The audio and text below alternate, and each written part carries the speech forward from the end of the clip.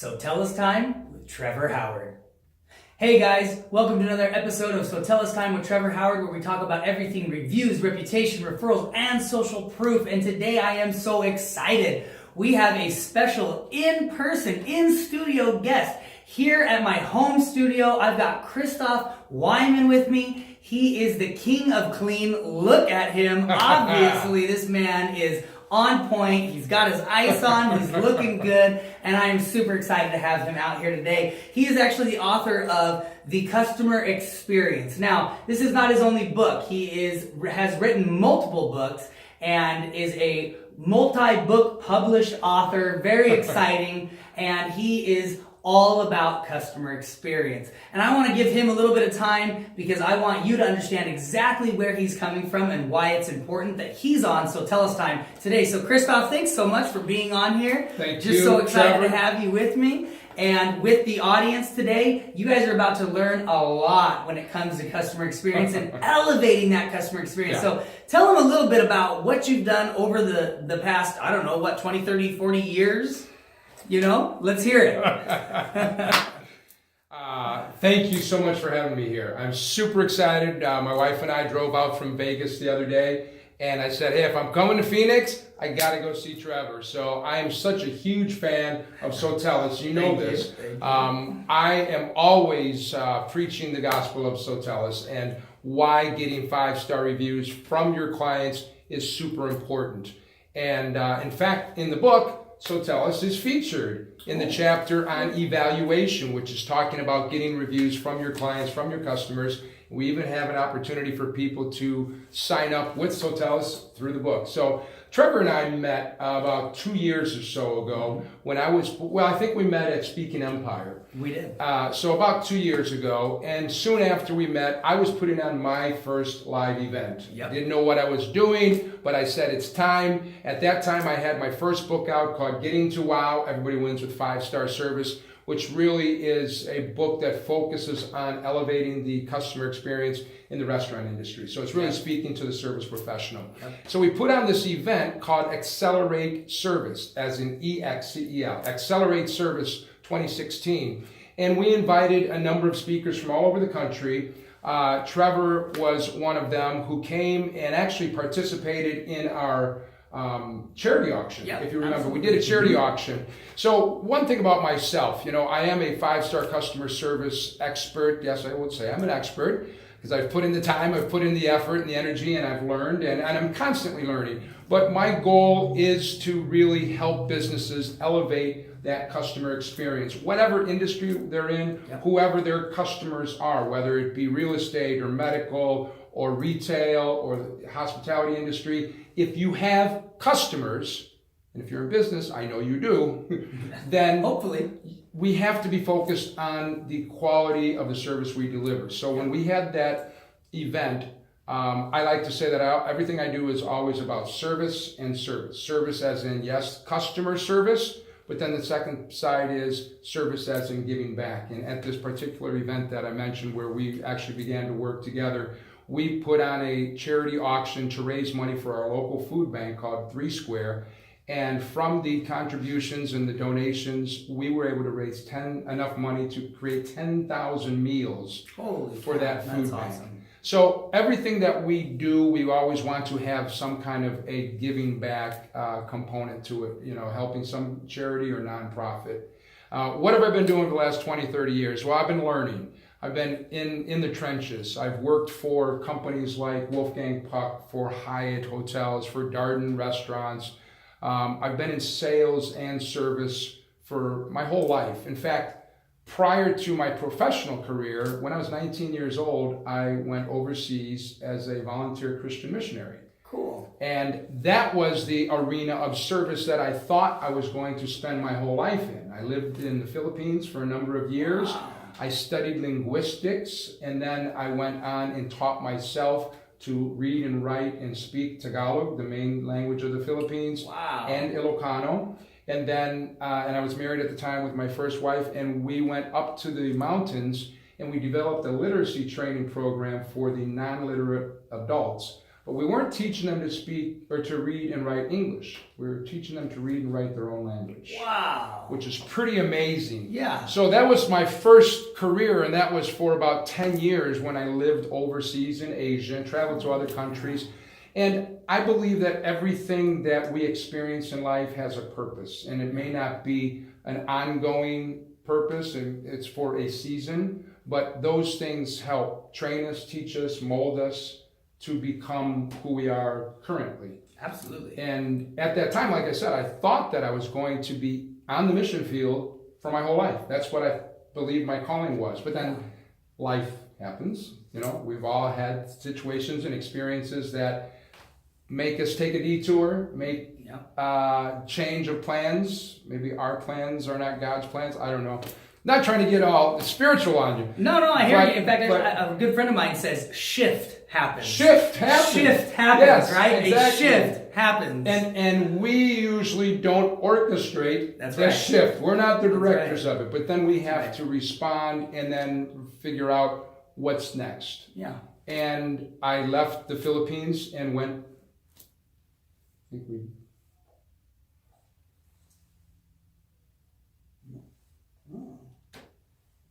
Are we still going?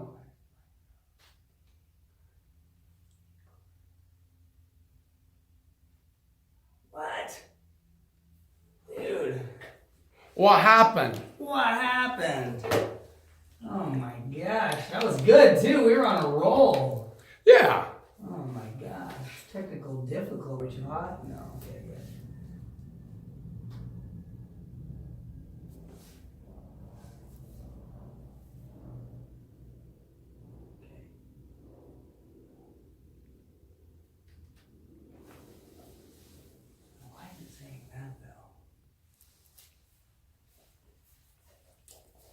So you were talking about shift happens, right? Things happen, shift literally happens, right? Absolutely. And like I was saying, you know, we are not the ones who direct or necessarily create or orchestrate the shift. But then what do? We have to figure out what's our next step. Yeah. And I left the Philippines, came back to the United States after having not lived in the U.S. for almost 13 or so years. Wow. So big culture shock for me in the reverse. Yeah. And it took me a while to figure out what I wanted to do when I grow up. You know, who do I want to be? And it was quite a number of years, but I always found myself in service and in hospitality. And so whereas I thought I was going to be serving in the manner of being on the mission field, I finally began to realize that there's other ways to serve. Yep. And it's important for everybody to realize that we're all given gifts, right? Yep. We're all blessed to be a blessing, and it doesn't have to be a specific, particular spiritual role for us to realize that we are in service to others. Whatever our tasks, not our tasks, whatever our talent is, that's your calling, right? Yep. And it's important to find what we are passionate about and to approach that with passion. And so my passion is customer service, the customer experience, and helping businesses and individuals to realize how important what they do is, and how important their effect and the positive, potentially positive impact that they can have upon their customers, their clients. Absolutely. I mean, that's one thing that today is missing in tons of businesses. People don't think it's important. And you know what's so funny is I mean, why this goes hand in hand. And when we first met, it was like, oh my gosh, it's like we're brothers. Like this was made to be, right? Yeah. I mean, people don't think that they have to provide a great service. They just think that, hey, I'm going to give you a service and you're going to pay me and we're going to exchange money and da-da-da-da. Right. And like, there's no follow-up with it. There's no, I mean, there's so many ways that you can elevate your service and then through that create a long-lasting, loyal customer who will not only share about you, they will sing your praises. They will yell it from the mountaintops. Absolutely. Right? So I do that for SoTellus. Yeah. Right? Yeah. Because I love what SoTellus does. Yeah. I love the platform and how it helps people broadcast their 5-star service or 5-star business. And I believe I heard you say when we very first met and I first heard you speak, you were saying, well, it's great if somebody has a 5-star business. You know, the service you provide is amazing, the product, everything that you do, the experience. But if nobody knows about it, then you're missing the boat. You're missing the point. Yeah. And so this is what SoTellus actually does, is providing that platform. Hey, I've got a great business because I've trained my people, because we have put time and effort into it, and we know what we can deliver. But now we've got to let the world know so that they can come and experience this amazing service that we have, whatever that business is. So I'm super excited. You know, we've been able to work together at a couple of different locations. And if I may, I have a big announcement, and this is actually the first time that I'm going to be doing it officially. So here's my big announcement. You know, I've heard so many times people say, well, if your goal is not scaring you, making you nervous, making you a little like, how am I going to do it? Then it's not a big enough goal. Well, I have one of those big goals now that has come about, and I want to announce that we are going on tour. Woohoo! It's exciting. Going on tour. It's exciting. We're going to have the 5-star experience tour coming up. End of October, early November is going to be the first leg. We're going to do 2 legs to start. Each leg is going to have between 5 and 8 cities. So our first leg is going to be in Las Vegas. I live in Las Vegas. Who doesn't want to come to Las Vegas? Everybody come to Las Vegas. So we're going to go to Las Vegas. We're going to go to San Diego, Los Angeles, Phoenix. This is why I'm here this week, is to start laying the groundwork, meeting with people, meeting with speakers, meeting with nonprofit organizations, because one major aspect of the tour in each location, we're going to highlight a specific, at least one, local nonprofit that needs exposure, that needs awareness to be raised, and hopefully to raise funds as well. So Vegas, San Diego, Los Angeles, Phoenix, Denver, Fort Collins. Awesome. First leg. So we're going to do that between in the month of October, November, maybe into December. Super excited. No, I don't know all the details yet, but I will tell you this. I know people in each of those locations who have already reached out to us and said, how can we be involved? How can we support? After that, 2019, we're going to be going to Chicago, St. Louis, Minneapolis, Boston, Atlanta, Maryland, D.C., Tampa, Jacksonville, and we may throw in a few other locations. And if that's not big enough, oh my gosh, this just came to me yesterday. I was talking to my wife, and I said, well, you want to know what the rest of the tour is? The end of 2019? International. Yeah, absolutely. Absolutely. I mean, that's the way to take it. That's it. That businesses are universal all over, right? Yes. And the thing is everybody needs to learn how to elevate their customer experience, because there, like I said, there are so many different things. Like, you might think, oh, I'm going to do this and it's going to help me. Yeah, and you might go like this, but there are so many things that are simple to implement, and it doesn't even, like, not everything costs money. It's all about just improving and training, and there's definitely there's services out there that you can enlist in, and you will help elevate your customer experience and everything like that. But there are things that, like, just through training, with your staff. I mean, the funny thing is every time I think about you, Christoph, I think about, I watch that Hell's Kitchen and that guy that goes around and saves restaurants and everything, and I can see you go in and you've done these things just like him. I can't remember his name or anything like that at the moment. We know the shows you're talking about. There's a few shows out there. But here's one of the things about those shows, and I love them, but most of the time their focus is on the environment. Like, your kitchen is so nasty and dirty, we're going to give you a new kitchen. We're going to remodel it in 24 hours. We're going to rebrand you. Super important. But we have to train the staff. I hear this all the time, so there's a very pretty well-known quote where a business owner says, well, what happens if I spend all this money and train my people and then they leave? And the answer is, what if you don't and they stay?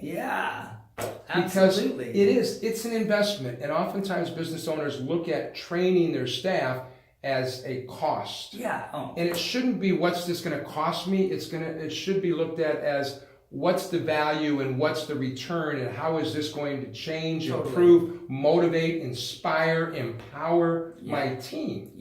And create loyalty with your team. Create loyalty. Because you don't want them to leave. Educate them. Help them be better. If they love what they do, the company is rolling and booming, and everybody's making money, and everybody's happy, Your team members are not looking on Indeed and Monster or calling their buddy and saying, hey, do you know anybody else that's hiring? Totally. They're not looking at that. Instead, they're talking amongst themselves. Hey, what's the next project? What are we going to be doing next time? Yeah. And we see this in companies that get it, right? Yeah. They understand. And so they don't look at training as a cost.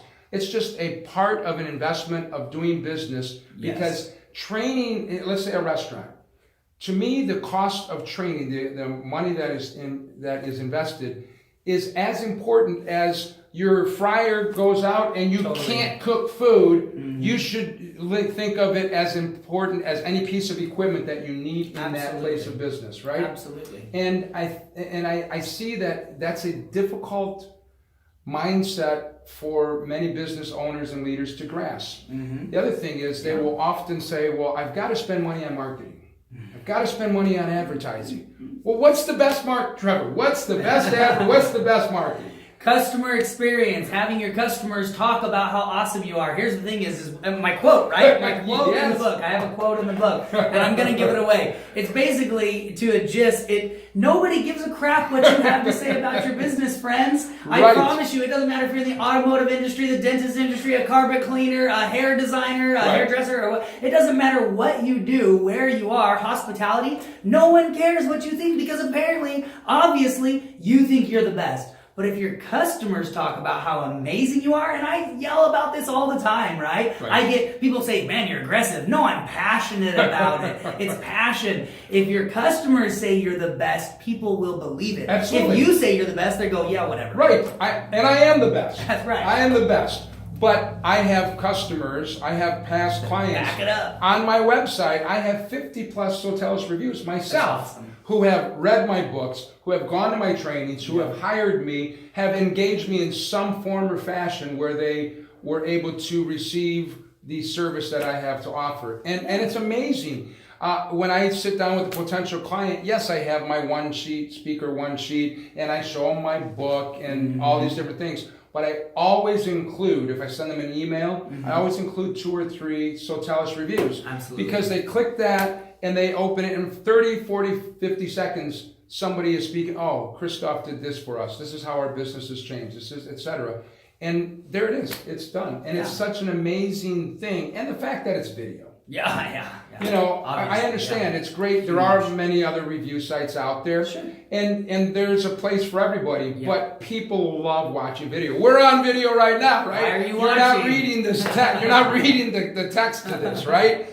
And people want to be engaged with video. Absolutely. And in 30 seconds, you can deliver a powerful punch about how important your business is and how it serves other people. And not just and nonprofits too. You have an amazing nonprofit. You're in business. You should be using SoTellus to broadcast what you are doing, how you are serving your what do you call them? Your community. I was going to say constituents. I'm not a but your people. Politicians should use it. I don't know. The problem is that it'd all be negative reviews. Right, exactly. But I think it's very important for nonprofits to really consider the value that SoTellus could bring to them. Because as you're going and engaging potential donors and supporters and investors, a few simple reviews is going to broadcast your message and make it clear to them why they should partner with you. Absolutely. Well, and are you guys listening? Are you listening? This is Christoph Wyman. He is the man who is literally paid by these huge corporations to come in and help them elevate their experience from huge dealerships, automotive industry, to not hospitals, but to hotels and all of those. In fact, actually, probably hospitals. I mean, that's the thing is we've actually done training for home health care agencies in Las Vegas. Absolutely. Everybody if you're touching a customer, right? If you're in their life doing anything for them, providing any kind of service, you need to be stepping it up. And one thing I was going to say is even in our meetings, my own company meetings, it doesn't matter if someone is paid $12 an hour or if they're paid, $50,000 a month because they're taking care of all this stuff for us. It doesn't matter. They have a voice. We have a weekly meeting and we say, guys, who here, what can we do better? What do you guys see that we're doing better? Because my guys that are getting paid $12 to $15 an hour, right? those guys are some of my frontline people. Now, yes, I've got these programmers who make a lot of money and they get paid a lot of money and they do all this cool back end stuff, but they're not the ones actually dealing with my customers. Correct. So it's like, actually, what my $15 an hour employee has to say is way more powerful and important than what my very expensive programmers have to say. Without a doubt. People don't see that, right? No, they don't. Business owners are like, oh, you're just a waitress, or you're just a hostess, or oh, come on, are you kidding me? And they're your front line. They are your front line, and it's important for us to really begin to make them feel that what they do is super important, so valuable to the company, right?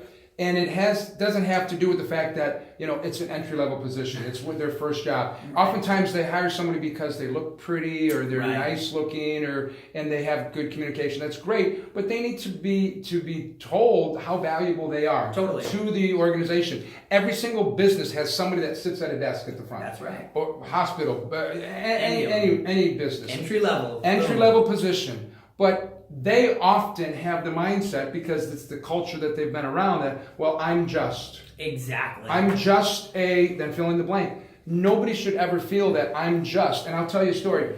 So my wife runs the ICU at one of the major hospitals in Las Vegas. My wife, Michelle. Hi, Michelle. And she shared a story with me. Every morning they do what they call a huddle, which is, team meetings. All of her nursing staff, nursing team. And one day she brought in the housekeeper. The housekeeper is the person who goes in and cleans the room. That's, she's in ICU, so this is, hazardous and, lots of germs. And if that person doesn't do their job properly, people can die. Yeah. And now that's a lower level position in terms of pay grade, right? Sure. She brought the housekeeper into the nurses' huddle. And the nurses were looking, well, why is she here? And even the housekeeper felt, well, what am I in trouble? Why are you bringing me into the meeting? And the reason she did is because everybody calls for the housekeeper, but they may not even know who she is, what her name is. And she wanted to highlight her and what she does and the importance, put a face to that activity and realize that without her, the nurses, the doctors, the medical team could not do their job well. Totally. And everybody, this is what we were talking about earlier when I mentioned about my transition, my shift, and thinking I was going to be in one type of service and then realizing that I can embrace this new career, right, that I've been at for a handful of years. And everybody should find what they're passionate about, find what they are good at, and excel at it, and know that they're fulfilling a purpose and that they are blessing the people that they're serving. Whether they see, so the thing about the housekeeper, she never sees the patient because the patient's gone. Absolutely. But she doesn't see the patient that's coming in next. Right. Same with the housekeeper in a hotel. Rarely do they have a lot of interaction with the hotel guest, but they're doing something for the guest that's leaving and the guest that's coming next. That's right. And I just use those examples because we all know, we've all worked in a restaurant. We all know. We've stayed in a hotel, and the maid comes in and is cleaning up and everything. How many times do we thank that person who is literally cleaning up our crap? It's their job. Room look the great. mindset is, well, it's their job. It is their job, and it's the job that they've chosen. Sure. And they do it with excellence. Why shouldn't they be told how great they are? Absolutely. Right? Absolutely. And appreciated for it, right? And appreciated. And if you appreciate and you help those people feel appreciated, guess what? Then you don't get maids that steal from your clients, right? Then you don't get maids that are doing crap that you don't want them doing because they feel appreciated and they love their job. I mean, and again, we're using these examples, but it goes universal. Absolutely. Any industry, any position, any job. And when I do my training, it boils down to you kind of touched on it already, boils down to a simple little thing. How are you making your customers feel? Absolutely. Yes, we want them to buy more. Yes, we want them to keep coming back. But if you make them feel important, and these positions, these people that we're talking about within a business, they are customers too. They are the internal customers. So you were talking about all of your staff. So your customers are not just the people who are using the SoTellus site. Everybody in that office is your customer, your internal customer. Oftentimes, we're expecting, hoping, setting a standard for our team to deliver a certain level of service. The question is, have they ever experienced it themselves? Right. How can they deliver something that they don't know what it looks like, feels like?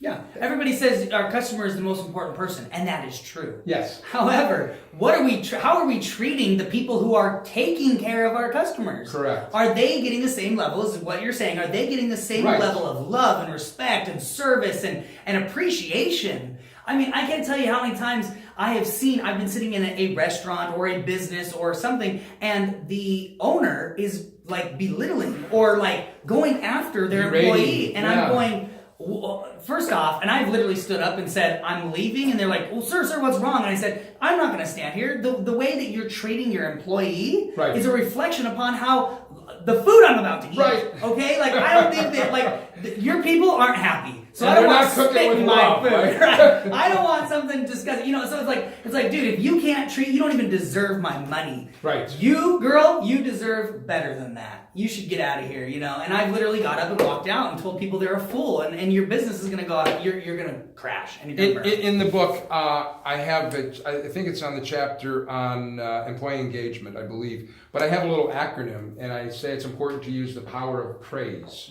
And the P stands for publicly proclaim the good. Yeah. So bring your team together, highlight, John has been doing an amazing job. Everybody, let's give him a round of applause. Or you're given an award or something like that. The R stands for reprimand in private.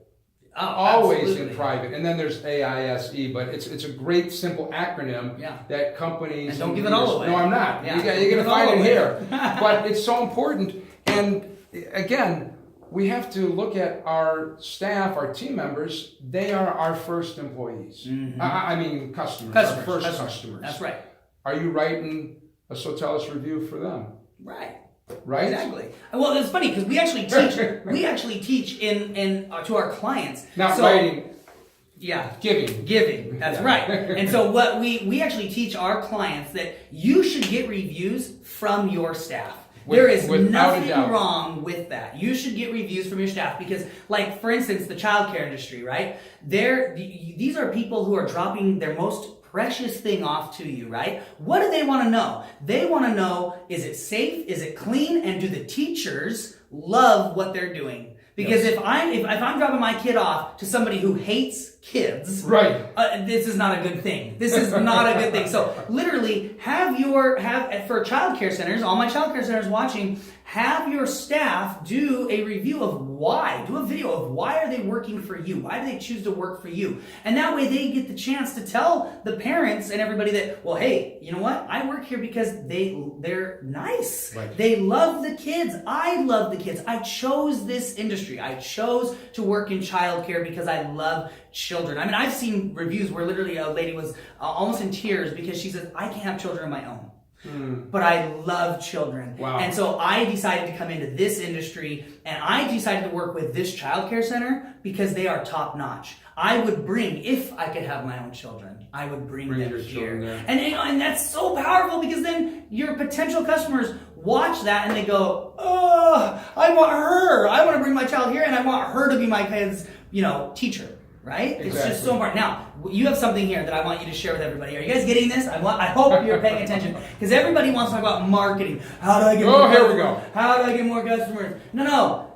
How about you please the existing customers you have and then you share that experience? It's so important. And teaching your staff, training your staff to elevate that experience in a way that they feel appreciated. Okay, so you have the 5 R's. I do! What are the 5 R's? I want to hear the 5 R's. I want them to hear this. The 5 This is R's. awesome. And it's very simple. So I said it earlier, simple is powerful. Simple is powerful. First thing is, as we mentioned earlier, how are you making your customers feel? Yeah. And I say it with me, 5 stars. 5 R's. Yes, 5 stars. 5 stars equals 5 R's. That's right. So that means when you deliver 5-star service, 5-star experience to your customers, you will reap the 5 R's. Repeat customers, referrals, reviews, reputation, revenue. And then there's a 6th. Yes, there is. You didn't think I was paying attention. And the 6th one is relationships. That's right. So look, if you deliver 5-star service, you're going to get repeat customers because they love your business. They love what you do. They love how you made them feel. What are they going to do? Most of the time, people come back not just by themselves. That's right. They're going to bring other people with them. They're going to tell other people about your place. They're going to do a SoTellus review for you. Absolutely. Then your reputation in the marketplace increases. It grows. You're already doing an amazing thing, but it starts to trickle out, and more people hear about it. Then the reviews, we already mentioned the reviews. Yep. And then I put the revenue as the fifth because it's just a byproduct of the others. And then the relationships will grow. As I mentioned earlier, if your team is happy, everybody's doing well, everybody's making money, they're not disgruntled, they're not unhappy, they're not looking for another job. So the relationships amongst the team and the management and the owners is going to deepen. The relationships between you and your clientele. Because they love you, you love them, you're giving, it's so much beyond a transaction, right? We haven't talked about a transaction. It's a relationship interaction. And then even the relationships between you and then the community, because the community says, wow, as you were saying earlier, wow, people love this place because it's a great place to work. People love this place because of what you're doing for the community. Maybe you're giving back to the community. Maybe you're supporting a nonprofit. Maybe you're hiring veterans who have returned and need help, right? So all of those things stem from 5-star customer service. Totally. Simple. 5 stars equals 5 R's. It's so true. And now there's a 6th. And the 6th. Exactly. And that's the thing is, if you serve, don't worry about the money. Serve. And truly, why is SoTellus so effective? Why is your business so effective? Why do people? Because we love what we do and we serve, and our love for what we do and what we give comes through our service. Right. There's our no employees and in what we're giving to our clients. And our clients, they literally call up all the time. I mean, really, if you talk about Ron, Troy, and I, people say, oh my gosh, I love, at least Ron and Troy. I love Ron and Troy.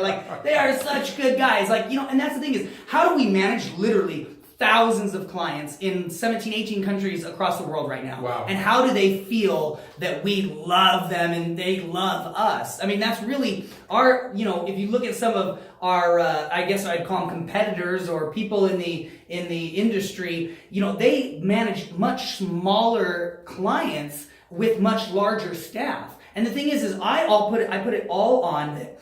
A, we love what we do. B, we train our staff. C, we treat our staff with respect and we let them know that they're important all the time. And C, we let them know that our clients need to be treated the exact same way that we're treating them. And it comes through. And then of course, our service actually works. So that's how I built, and I'm not pitching SoTellus here, okay, guys? I'm talking about how I built a business that really works, that I can literally manage thousands of clients, grow it exponentially, but keep it almost like a mom and pop shop type feel. And that's what everybody wants. I feel that. I will tell you this. When I call your office, you have people that are not you or Troy or Ron. And they sound the same. They almost have the exact same voice, but I think it's the energy and it's the spirit and the positive